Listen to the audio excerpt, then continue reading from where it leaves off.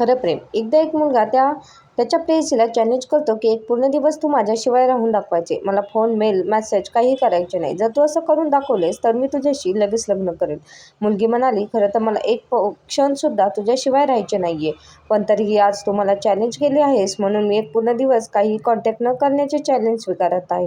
एक पूर्ण दिवस काही कॉन्टॅक्ट न करता जातो. दुसऱ्या दिवशी सकाळी सकाळी ती मुलगी खूप उत्सुकतेने त्या मुलाला भेटायला त्याच्या घरी जाते.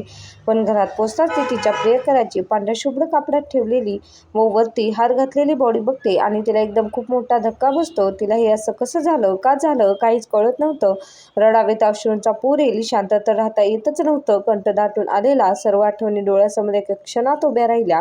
तेवढ्या त्याच्या आईने त्याने तिच्यासाठी लिहिलेली ती चिठ्ठी तिच्याकडे दिली. त्यात लिहिले होते, कर्करोगाच्या आजारामुळे माझ्याकडे शेवटचा एकच दिवस राहिला होता म्हणून मला तुला चॅलेंज करावे लागले आणि तू ते करून दाखवलेस बेबी. आता फक्त हेच तुला रोज करायचे आहे.